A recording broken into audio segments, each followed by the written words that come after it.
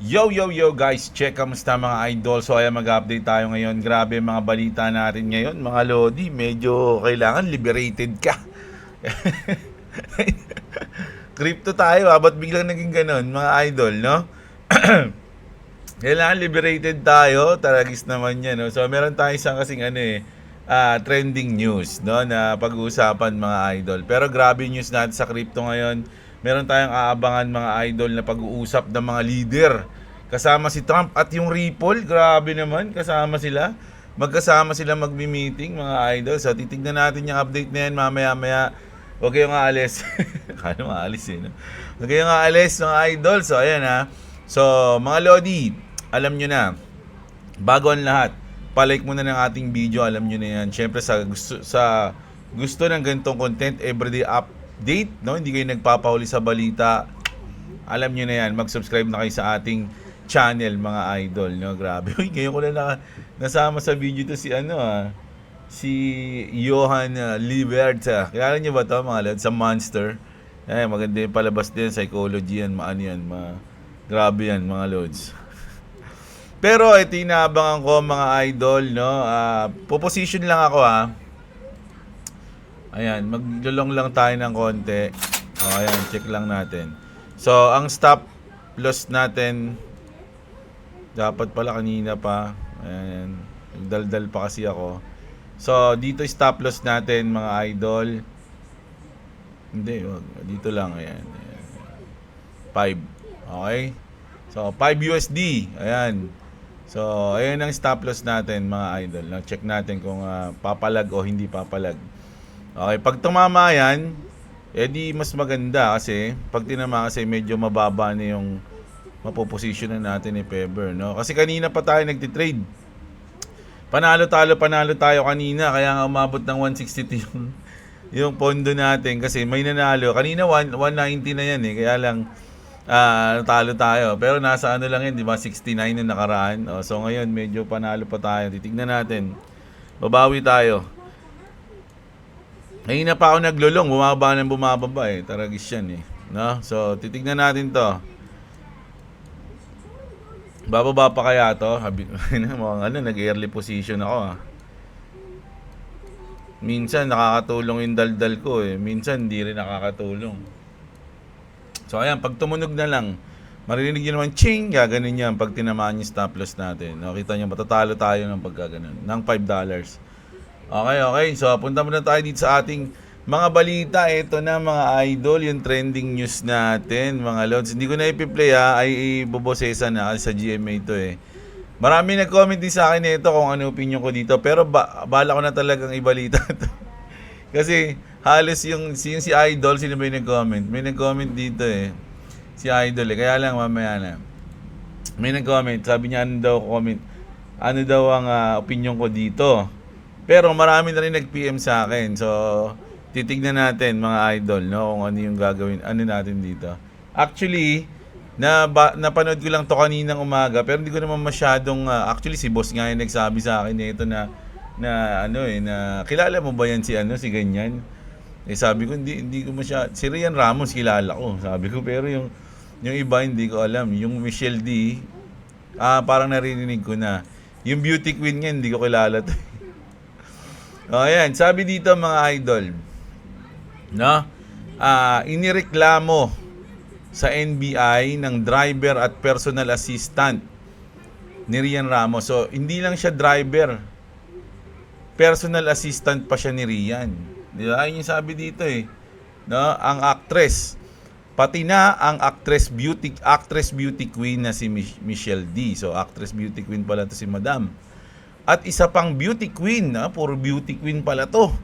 Mga idol, no? At yun na nga, mga lodi. Nung napanood ko to, ang sinabi dito kasi sa balita is tumalon siya sa 39th floor para makatakas, mga idol. Tapos, meron siyang nahawakan tali. Nagpara siyang nagano doon. Hindi lang ginawa niya doon, boy, 39th floor.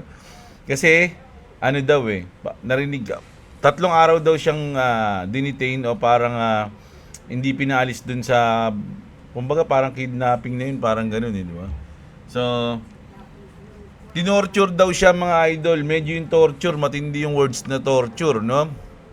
Tinorture, tapos sinabi niya na sinaktan din siya nung ni Rian, tsaka ni Michelle D. Ayun daw yung talaga ng bugbog sa kanya. Pati daw meron pang dalawang bodyguard, no? Ayun yung sinabi sa kanya. Tapos, nung narinig niya na sa labas daw, tapusin na natin siya. Sabing ganun, no? Kailangan na siyang mawala. Sabi, marami ka nang alam, Jeremiah. Kailangan ka nang mawala, Jeremiah. Sabing ganun. So, ang ginawa niya, agad ang instinct niya, nasa 39 floor, tatalon ako dito. It's either mamatay na lang ako, kesa patayin nila ako. Ganun daw. So, tumalon daw siya, nakakapit daw siya sa lubid, tapos pagdating ng 25th floor ata, doon siya nakakapit ata eh. Medyo yung kwento niya eh. Tapos bumaba na siya. Pagbaba niya, may nakabang pa rin sa kanya.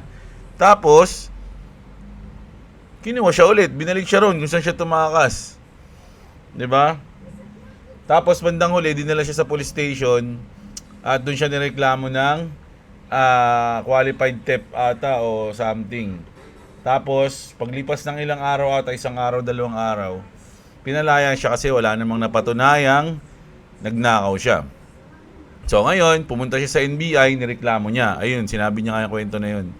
Mga lord. So ayun lang sa mga hindi nakakaalam, ayun yung nangyari. So medyo nag-trending siya mga idol, no? Kasi nga syempre sikat yan, si Rian Ramos, si Michelle D, tsaka si Sam Manta Panlilio. O hindi ko alala yan mga idol, no? So, ano bang opinion natin dito mga idol? So, sa akin mga lodi, kung totoo man yung sinasabi ni idol na nangyari sa kanya, yung driver, doon natin makikita yung parang doon mo ma-realize na yung mga mayayaman talaga, no? O mga Kasi bakit ba siya binubugbog pala muna? Bakit siya tinatorture? Kasi may nakuha daw siyang ampaw.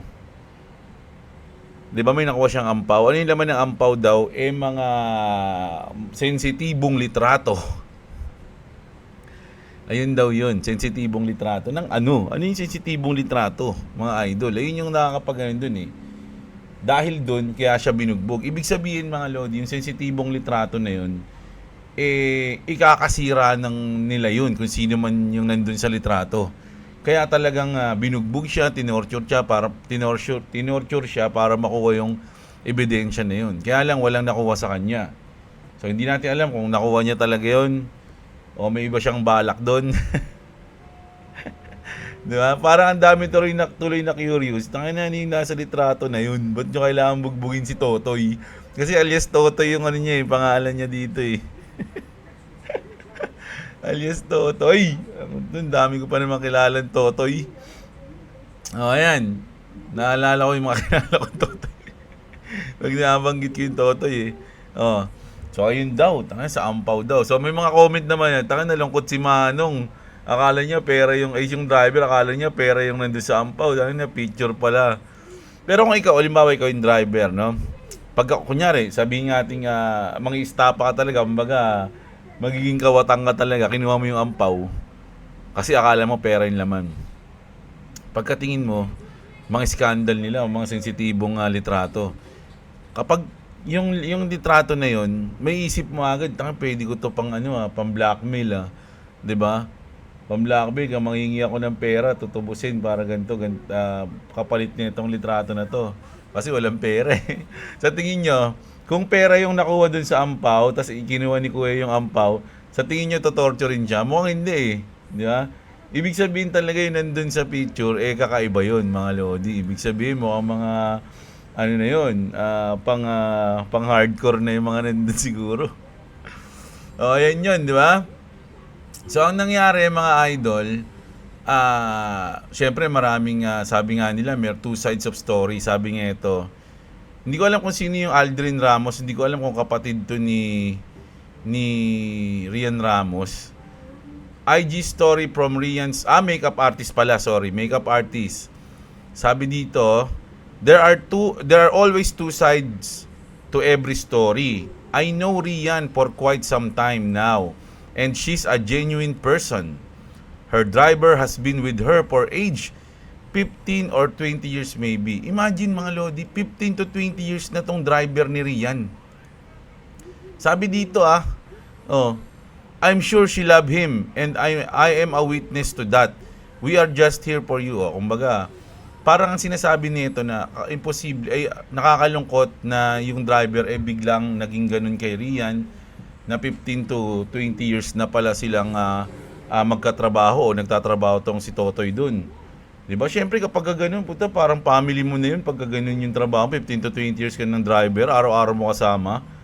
Diba? Tapos, ang kwento mo, torturing ka. Ano sa tingin niya, mga idol? Hindi natin alam Pero, bakit, ang reason kasi, bakit parang meron kasing mga nangyaring kakaiba mga idol Pero dito muna tayo. Sabi dito, yung attorney nila Rian Ramos, mga idol Napanood namin yung interview ng driver ni Rian Ramos dito sa allegation na alleged mauling, torture, and illegal detention for 3 days daw. And we find this physically impossible and also incredible. Kasi based on the allegation of the driver, nangyari daw yung alleged mauling and illegal detention January 17 to 19. However, records would show na si Michelle D was in Iloilo ng buong araw ng 17. And she was able to get back to Manila only on January 18. So, meron naman siyang mga plane tickets. Merong mga picture or post niya at ng ibang tao na magpapakita na talagang nandun siya sa Miss Iloilo at nandun siya sa Iloilo noong mga panahon na yun. Records would show also na nandun na noong January 19 na nasa police station ang complainant for inquest investigation or inquest proceeding. So, yung mga period na 3 araw para sa amin, impossible na yung araw na yun ay ang period for detention and period mauling. Sa akin, wala to. For me kasi kung nanonood kayo ng mga investigative crime o something na palabas, kahit saglit na oras ka lang naman pumunta dun Sabihin mo madaling araw ka pumunta doon, tapos binugbog mo siya, tapos umaga umalis ka na, nagpunta ka ng Iloilo hanggang gabi. Kumbaga, sabihin natin, buong araw na ba yun? Hindi natin alam. Kahit mga saglit na oras lang, kasi yung kwento ni Manong pinagsasapak lang siya tapos umalis na o something So, ibig sabihin, saglit lang din sila doon sa pambubugbog. Usually, ang nagto-torture daw kasi naman sa kanya, hindi naman yung mga babae, which is yung mga bodyguard Hindi naman si Michelle D tsaka si Rian. Sinaktan lang siya nung dalawa, pero hindi sila nandun lagi. Kumbaga hindi nakabantay, di ba? Pwede namang umalis-alis. Parang gano'n, hindi ko inaano yung driver ginahanapan ko lang ng reason, mga Lodi, no? And then, ayun na, tumunog na, taragis naman yun. Narinig nyo yun, mga Lodi? Yan, tayo na, bawasan na yung 62 natin, Check natin to, 1.8, sige, maya. Tapusin ko lang yung news kay Rian, okay? Okay, yun na. Diyan na hinahanapan ko lang ng reason. Pero meron bang chance na totoo yung sinasabi ng driver? Parang ganun yan Meron chance ba na totoo? So kasi dito mga idol, si Sian Gasa, mga Lodi, meron siyang pinost, no? Bago pa, kumbaga parang binline item niya to, mga idol, no? 2 years ago pa to, mga idol, matagal na tong binline item ni Sian Gasa, mga Lods, no? Sabi niya dito, mga idol, yung ka-triple ni Beauty Queen starts with letter S and letter R. Sino yung S? Kilala niyo naman siguro yung boyfriend ni Rian, kilala nyo na si Sam, no? Yung Sam na tumakbong mayor ng Maynila. Parang ayun yun hindi ko sinasabing sila, pero parang eto yun.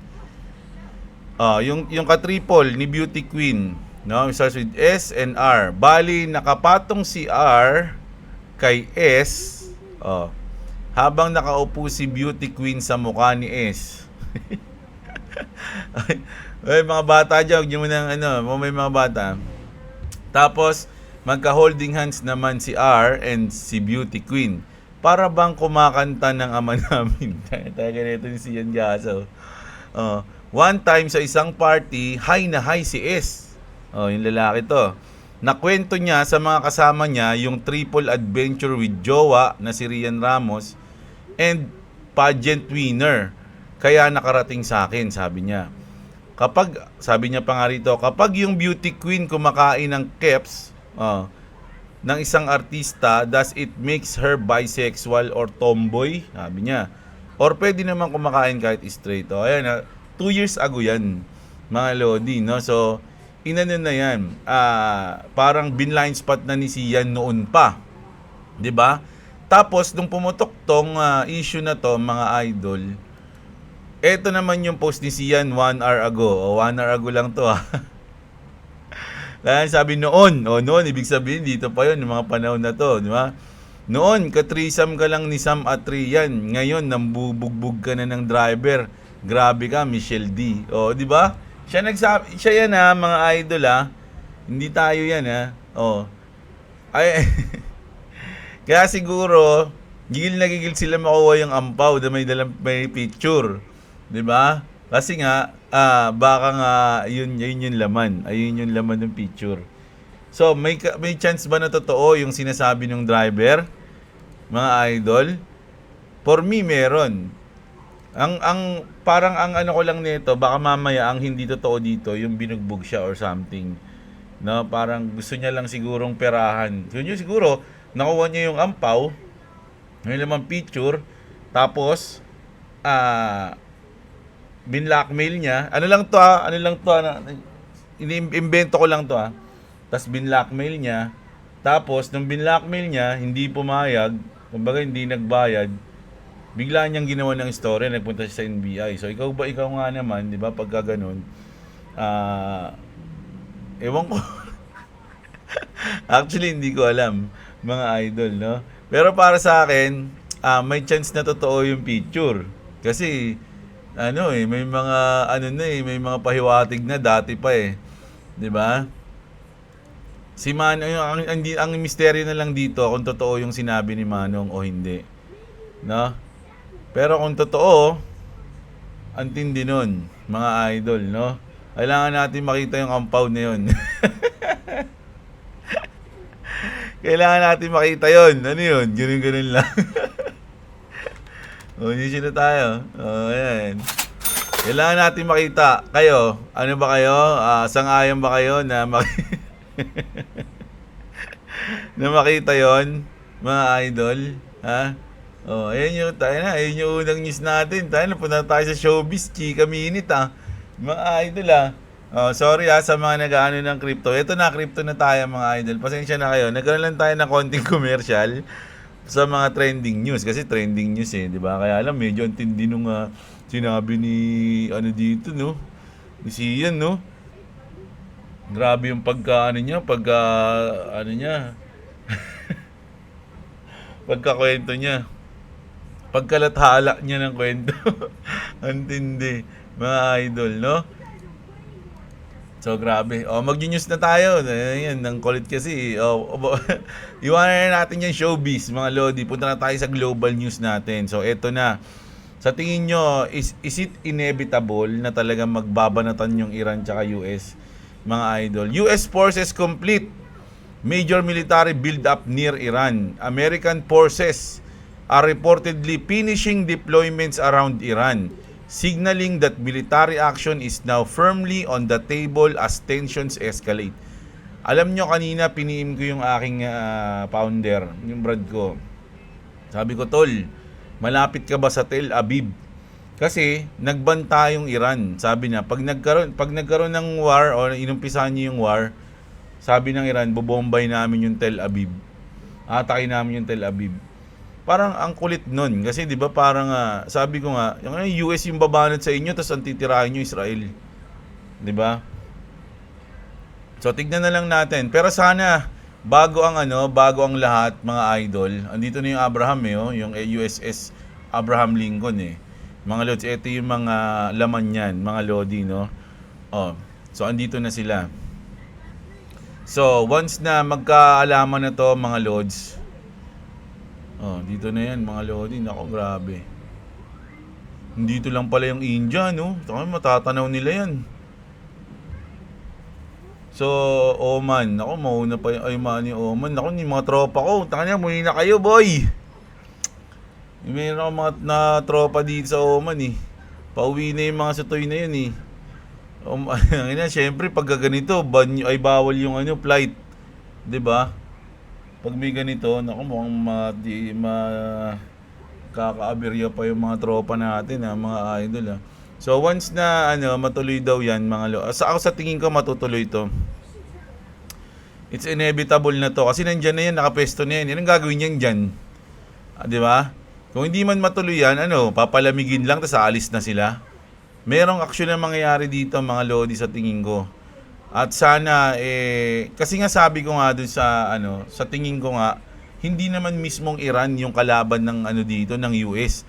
Ang kalaban ng US dito is si si Ayatollah, 'di ba? Ali Khamenei. At yung kanyang mga hukbo, 'di ba? Ayun lang yung kalaban niya kasi mismo mga Iranians nga humihingi ng tulong kay Trump . Trump, help us, ganito ganyan para matapos yung regime ni Ayatollah. Ayun yung dito, ayun yung parang gustong tapusin ng US dito. Pero nga yung rehime na yon, kontrolado pa nila lahat ng mga military power mga lods . So, ang kailangan mangyari dito, mapabagsak nila yung regime na yon para magbalik na sa dati yung Iran. Ayun yung parang gustong gawin ni Trump. Pero syempre di naman papayag yung mga yun. Yun, tagal-tagal na. Syempre may mga anak yan, may mga yan . Ayun ang titignan natin, mga idol, no? Kaya nga sabi nga nila sa mga napapad natin, nasa bunker na daw si Ayatollah, no? Si Ali Khamenei nagtatago na doon. At ang nag-aano na lang, ang nagko-command na lang is yung anak niya na si yun. Hindi ko alam pangalan . Basta yun, 'di ba? So from daddy niya, tas biglang kina-announce niya sa mga hukbo ng mga hukbo nila. Hindi Iran kasi mga Iranian talaga, mga idol, gusto na nila matapos yung regime ni yung rehimeng Ali Khamenei, mga idol. Ayun yung mangyayari diyan. No, parang kung sakali bitawan yan, may reason, pwedeng sabihin ni Trump na hindi Iran kalaban namin, yung lang, yung regime lang na yun. Ayun yung mangyayari diyan, mga idol, 'di ba? So delicates pa rin. Kahit anong sitwasyon, delicates pa rin, mga idol, no? So sana maayos na yan ni Daddy at para okay na. Alam niyo ba kung ilan na yung mga namamatay na protester sa Iran? Nasa na mga lods, 36,000 na ata. Basta mga ganun yung last na napanood ko. Basta 20,000 plus na. Bukod pa yung mga nakakulong, mga inuli, mga idol. Tapos kumbaga pinapatay na kapag napatunayan na ikaw yung yun, deads ka na, mga lodi. Ultimo mga bata daw, mga idol, 16 years old, 15 years old. Kaya nga, ayun na yung kailangan na itong tapusin ni Trump mga lods. Kaya hindi ako naniniwala na hindi ito kaya pinadala na yan dyan ni Trump, setup na yan, kumbaga nakalagay na yan dyan. Any day now, pwedeng i-announce yan na tapos na o deads na yung bunker. Meron mga pangsalakay si Trump na bumabaon sa mga bunker, mga idol. 'Di ba? So talagang matindi yan. Nasa ito na. Ayun, tindi rin mga news natin ngayon, mga idol. Lagi matindi news natin, di ba? Kahit kanina matindi rin news natin . Tapos ito na mga lods. So yung gold, umakyat na naman, mga lodi. Kita nyo naman, di ba? Nag 5.3, 5.4. 'Di ba? Hindi lang gold, pati silver, mga idol, talagang lumilipad sila ngayon, mga lodi. At sabi nga dito, mga lods, sabi dito ni Ray Dalio, the monetary system is breaking. Ray Dalio says, this is the beginning of the end for the current monetary system. Sabi niya, not just the US dollar, but all fiat currency, lahat daw yan, mga idol, hindi lang dollar, pati sa Pilipinas, pesos. Too much debt everywhere. Same problem across the US, 'di ba? Europe, Japan, and China. That's why central banks are buying gold again. 'Di ba? So dito na ulit sila, balik sila sa gold, mga lodi, kasi yun, walang inflation, walang hindi masyadong Talagang naapektuhan. Gold is the first place money goes when trust in fiat starts to crack. No, kumbaga, once na nagkakaroon na ng doubt sa fiat money, back to gold lahat mga idol, no? Bitcoin tends to come later. So, yung mga crypto, pagkatapos na yan, mga lodi, no? Same scarcity story, but digital and easier to move. Gold moving first doesn't weaken the BTC case. It usually sets it up. Kaya nga yung sinasabi natin, di ba? Ngayon, hype ng gold o ng minerals, ng silver, ng gold, ng copper, lahat. Hype nila yan. Siyempre, hindi naman yan, kunyari, ikaw ba naman, idol kunyari, 10 billion na gold, halaga ng gold, ilang truck yun? Ilipat mo sa isang lugar. Tanga kung sabihin natin 10 billion din na halaga ng crypto, o di ba, parang ipapasa mo lang ng saglit, so mas mabilis. So sa una talaga, pag medyo nagkakaroon ng fear, talagang back to gold yan. Pero after nyan mawala, mag-cool down yan, lilipat na yan sa crypto, sa stocks, ganoon na ulit yan, balik yan mga idol. Nag-circulate lang naman yung money, 'di ba? So, kumbaga, etong nangyayari na to, ibig sabihin, umpisa na to ng cycle. Siniset up na tayo nung cycle na to. Kumbaga, nag-umpisa na. Ngayon, gold, sunod niyan, mga crypto na, mga lodi. So, ayun na yun, nakaset up na yan. Kaya nga sabi dito, gold moving first doesn't weaken the BTC case o the crypto case. It usually sets it up, mga idol, no? So, ganun yan. Okay yung kabahan. Matuwa kayo dahil nag-start na yung cycle, tumataas na yung gold. Alam niyo na yung sunod Di ba? So, eto mga idol, naano ko to kasi sa WorldCoins.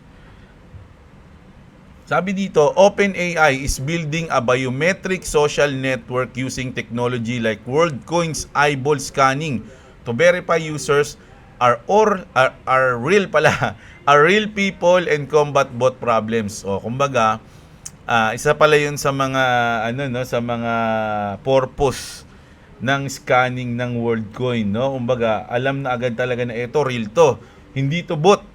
Kasi sa panahon natin ngayon, marami nang pwedeng hindi lang syempre AI, magkakaroon ng mga bot 'yan. Hindi mo naman pwedeng +136 mo 'yan, tapos mawawala na lahat ng ad bot. Alam niyo ba 'yon? Sa Counter-Strike 'yan, mga lords. Pag nag+136 ka, mawawala yung mga ad bot. Hindi mo na hindi mo na pwedeng gawin 'yon. So, ngayon yung WorldCoin pala, yung eyeball scanning, yun yung nagbe-verify, no, na ang users are real people. Isa yan, di ba, kumbaga, panlaban nila yan sa bot problem. So, di ba, ang galing, ang lupit nun, mga idol. Ito, nagsabi naman si Charles. Sabi niya, Cardano founder, sabi, February is going to be crazy. Magiging crazy daw yung mga lods, February lang. Lagi na lang tong ganyan Nung nakaraan taon pa ito, October will be crazy, December will be crazy. Ngayon, February naman daw. Charles Hoskinson said that February would be a very crazy month, hinting at major developments he couldn't yet disclose. Ibig sabihin, meron siyang alam na bawal niya pang sabihin, no, na mangyayari sa February. What he could be referring to? Plumbing hard fork, fully decentralized governance, public testing of Cardano's private initiative, potentially partnership, Ripple ICP, and L2 ambitions, Hydra plus Lightning. CME launches ADA futures on February 9, expanding institutional access. Alam niyo yung news natin kanina na sa February 11 sa Ripple. Hindi natin sinasabing ayun yun. Pero meron daw siyang alam na hindi niya pwedeng ipagsabi. Pero pag pinilit niya siya, sasabihin niya rin. Ang kulit mo, Charles. Ayan. Sa February daw mag-ready. Ito yung isang pinakamalupit na news natin ngayon, mga idol, no? Isa to sa mga main news natin, hindi si Rian Ramos, ha? Ito talaga yung pinaka-news natin ngayon. Aabangan natin, mga lods, no? Trump to meet Ripple, Coinbase, and crypto leaders on Monday to push crypto bill. Ayan na, nabwisit na si Daddy. Parang sinabi niya, tayo magpapamiting ako sa Monday dyan sa Clarity Act na yan. Ang tagal ko nang pinapa-approve sa inyo, ang tagal nyo. Ako na, sige, lilinawin natin. Di ba? Sabi ni Trump, Trump is set to meet this Monday at the White House with the top crypto and banking executives, including people tied to Ripple, Coinbase, Kraken, and major crypto trades groups in a last-ditch effort to move America's stock crypto legislation forward. After months of fighting between traditional banks and crypto companies, the White House is now stepping in directly. O nga, kumbaga, tagal nyo. Ako, batas ko rin naman yan. Ako na dyan. Sabi ni Trump, pasa na yan. Islamin kita, sabi niya. Sources says one of the biggest sticking points is stablecoin. Malamang ito yung yielding, yung pinaglalaban ni Brian Armstrong. Specifically whether crypto firms should be allowed to offer rewards, ayun na nga, or interest on a dollar peg tokens. That issues alone has kept the entire bill frozen. Ayun nga, mga lods. Yung pinaglalaban ni Brian Armstrong, ayun talaga yung isa sa mga nagpa-stop ng bill mga lods. So, yun ngayong Monday, next week mga idol. So, Monday, baka Tuesday na sa atin yan ng hapon. Magkakaroon si Daddy ng siya nang bahala, Ang kulit nyo, ako na dyan. Pero kasi ang iniisip natin dito, yung shutdown ng government, tanong natin kay Grok ngayon, matutuloy pa din ba ang meeting kung sakaling mag-shutdown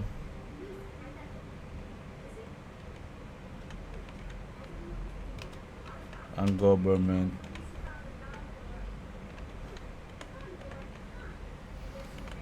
Ayan, sagutin mo yan Grok kasi 31 shutdown ayun na sinasabi ko.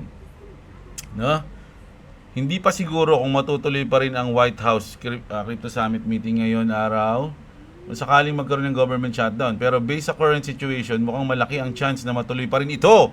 O kahit man postpone lang ng slight.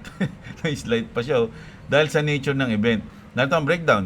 Ang meeting na ito na may execs mula sa Ripple, Coinbase, Kraken at iba pang crypto bank ay hosted mismo ng White House. Kumbaga sa White House mismo pala talaga kalimutan ko yun Particular na ang Crypto Council Policy Team nila Trump. Ito executive branch driven, hindi department sa Congress o sa regular agency operations na naapektuhan ng shutdown. Okay. So, wala palang epekto kahit mag-shutdown, matutuloy yung meeting, mga idol, Sa kasalukuyan, as of late January 29, walang full government shutdown pa, pero malapit na.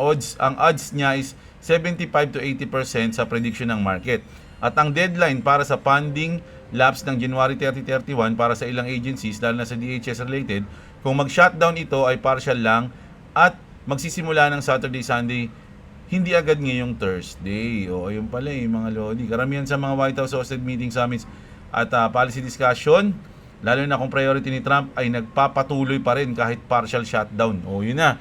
So, tuloy pa rin pala, mga lods. Kahit anong mangyari, mag-shutdown man o hindi, tuloy ang meeting ni Daddy, mga lodi, So, grabe. Ang tindi ng news natin, mga idol, malupit yung news natin ngayon. So, ayan ito pa pala, may isa pa pala.